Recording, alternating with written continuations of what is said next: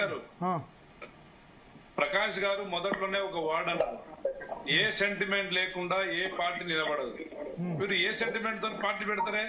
సామాజిక న్యాయం కాంగ్రెస్ పార్టీ చేస్తుంటే, అమలు చేస్తుంటే ఇంకా ఏ సెంటిమెంట్ తో పార్టీ పెట్టాలని మీరు మాట్లాడతారు? రేపు రేవంత్ రెడ్డిని సీఎం గా రిజైన్ చేసి బీసీగా పెట్టండి ఫస్ట్, అప్పుడు సామాజిక న్యాయం గురించి మాట్లాడతారు. బీసీని పెడితే మీకు ఫస్ట్ అసలు కాదు, ఫస్ట్ పెట్టండి అప్పుడు మాట్లాడతాం. ఇప్పుడు సామాజిక న్యాయం అన్నారు కదా, 42% ఎమ్మెల్యే టికెట్లు ఇవ్వండి, ఎంపీ టికెట్లు ఇవ్వండి. ఈ సర్పంచులు ఎంపీటీసీలు కాదు, ఈ 42% కాదు అన్న ఒక్క నిమిషం కాదు. మేము ఉద్యమంలో జీవితం అంతా కోల్పోయింది. ఒక్క నిమిషం డాక్టర్ సాబ్ సామాజిక న్యాయం అని కుల లెక్కలు కులగణన చేసిరు కదా, సర్పంచులు ఎంపీటీసీలు కాదు. నిన్న సుదర్శన్ రెడ్డి గారు తప్ప మీకు బీసీలు దొరకలేదా? వైస్ ప్రెసిడెంట్ కి ఆయన ఓబీసీలకి అడ్వైజరీ కమిటీ ఉన్నాడు కాబట్టి సుదర్శన్ రెడ్డి గారు ఆయన ఆల్రెడీ అన్ని ఉన్నత పదవులు, ఆయన సుదర్శన్ రెడ్డి గారు తప్ప మీకు ఒక బీసీ మేధావి దొరకలేదు ఈ దేశంలో. ఇప్పుడు మన సార్ గొంగట్లో కూర్చొని ఎంటుకోలేదు. రెడ్ల పాలన అనేది కాంగ్రెస్ అనేది స్పష్టం. ఈ మొత్తం 70 ఏళ్ల కాలంలో ఎంతమంది రెడ్లకు ఇచ్చారు? కాంగ్రెస్ అంటే రెడ్లు, టీఆర్ఎస్ అంటే వెలమలు, టీడీపీ అంటే కమ్మలు. ఈ వెల్కమ్ రెడ్డి రాజ్యం వద్దు. నువ్వు ఒక బంజారా నాయకుడిగా నువ్వు ముఖ్యమంత్రిగా మేము సపోర్ట్ చేస్తాం, బీసీ నాయకులుగా మేము వస్తాం. ఇంకా వెలమలు, రెడ్డోళ్ళు, కమ్మలు ఎందుకు అన్న? పిడికెడు మంది పెత్తందారుల చేతులు ఎందుకు ఉండాలి? రాహుల్ గాంధీ సామాజిక న్యాయం అని చెప్తే రేవంత్ రెడ్డి పరిపాలన దక్షకుడు, లేకపోతే ఆయన పెద్ద అనుభవజ్ఞుడని ఇచ్చిర్రా? రెడ్డి కాబట్టి డబ్బులు ఉన్నాయని ఇచ్చిండు. మీ పార్టీకి హైకమాండ్ కి డబ్బులు దూద్ పానీ కా పానీ. ఇవాళ రేవంత్ రెడ్డిని పక్కకు తీసి ఒక బీసీ పెట్టండి. సామాజిక న్యాయం అంటే వడ్డించే దగ్గర మనోళ్ళు ఉండాలి. ఇప్పుడు రేవంత్ అన్ననే బీసీ డిక్లరేషన్ మీకు రెడ్డే మాకు అన్న, మా పార్టీకి గాని తెలంగాణ ప్రజలకు గాని అన్న రేవంత్ అన్ననే బీసీల కోసం ఇప్పుడు మాట్లాడుతున్నాడు. బీసీల కోసం సిన్సియర్ గా ఆయననే పనిచేస్తున్నాడు. చెప్పండి, మీ పార్టీ కూడా మీది. లీడర్షిప్ అనేది ఎవరో పెడితే వచ్చేది కాదండి. ఆయనకు లీడర్షిప్ క్వాలిటీస్ ఉన్నాయి, ఆయన సాధించుకున్నాడు. మనం కూడా బీసీ ప్రాతినిధ్యం పెంచుకునే ప్రయత్నం చేద్దాం, మన గిరిజన ప్రాతినిధ్యం పెంచుకునే ప్రయత్నం చేద్దాం. ఇస్తలేరు కదా ఎమ్మెల్యేలకి 42% టికెట్లు ఇవ్వండి. ఒక్క నిమిషం నేను చెప్తా. 20 టికెట్లు ఇచ్చారు. దాన్ని ఇచ్చిన పాత బస్తీలో కార్వాను, చార్మినారు, చంద్రాయనగుట్ట ఇవన్నీ టికెట్లు ఇచ్చింది. 20 టికెట్లు 5 టికెట్లు అవి గెలిచింది 7. నేను చెప్తా, ఒక నిమిషం వినండి. 20 టికెట్లు ఇచ్చారు బీసీలు, దాని 5 టికెట్లు కార్వాను, చంద్రాయనగుట్ట, చార్మినారు. దానిలో 14-15 మంది అయితే పాప గెలిచింది 7 కాంగ్రెస్ లో. ఆ 7 గెలిస్తే మీరు 7 గెలిచారు కానీ 3 మంత్రి పదవులు ఇచ్చారు. వాస్తవం నేనేమంటున్నా, బీసీలకు 42%. నేనేమంటా అంటే బీసీలకు 42% స్థానిక సంస్థలు కాదు, ఇక చట్టసభలు డిమాండ్ చేయండి.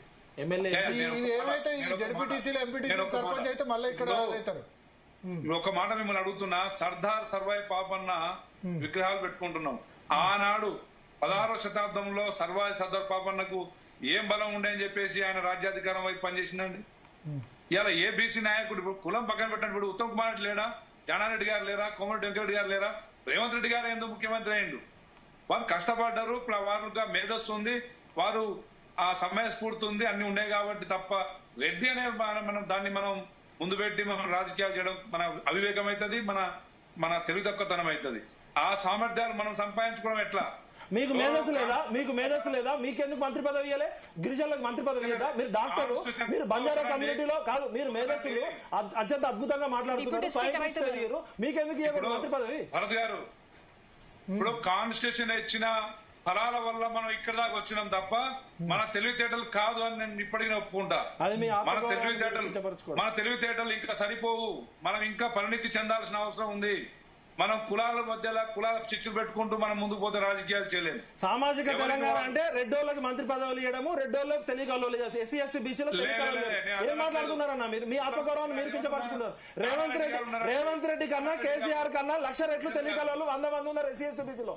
రేవంత్ రెడ్డి కన్నా కేసీఆర్ కన్నా అత్యంత నిజాయితీ పరులు, తెలియకల్లోలు, మేధస్సున్నోళ్ళు 1,00,000 మంది ఉన్నారు. వాళ్ళకి కుల బలం ఉంది, ధన బలం ఉంది, భూమి బలం ఉంది. కేవలం డబ్బులు ఉన్నాయి కాబట్టి వాళ్ళు అగ్రవర్ణాలు రాజ్యాధికారం చేస్తున్నారు.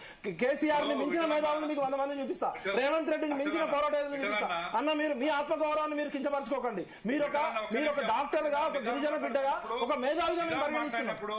మీకు మంత్రి పదవి ఇవ్వడానికి కాదు, మీకన్నా తెలియకలు కేబినెట్ లో ఉన్నారు. ఇలా మీకన్నా మేధస్సుకు మించిన తెలియకలు ఉన్నారా? మీరు ఎందుకు అట్లా మిమ్మల్ని మీరు కించపరచుకుంటారు? మీ దగ్గర డబ్బులు లేకపోవచ్చు, మీ దగ్గర కోట్ల రూపాయలు లేకపోవచ్చు, మీ దగ్గర నిజాయితీ ఉంది, మీ దగ్గర పోరాడే శక్తి ఉంది, మీరు మంత్రి పదవికి అర్హులు కాదా?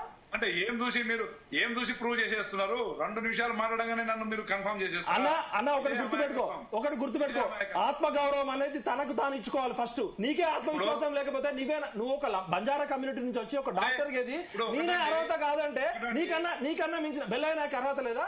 బెల్లయ్యనాయకి మంత్రి పదవి ఇవ్వకూడదా? అర్హతలు వేరు, డబ్బులు లేవన్నా, మన దగ్గర భూములు లేవు, డబ్బులు లేవు, అది చెప్పరాదు ఓపెన్ గా. ధనం మూలం ఇదేం జగత్తు. డబ్బులు రేవంత్ రెడ్డి 3,000 కోట్లు మొబిలైజ్ చేయగలిగిండు అన్న. రేవంత్ రెడ్డి 3,000 కోట్లు మొబిలైజ్ చేయగలిగిండు. రేవంత్ రెడ్డి దేశంలో ఉన్న రెడ్లందరినీ ఏకం చేసిండు అన్న. రేవంత్ రెడ్డి రెడ్లందరినీ ఏకం చేయగలిగిండు. వెలమూలను కొట్టాలంటే రెడ్డి పాలన రావాలని చెప్పిండు రేవంత్ రెడ్డి.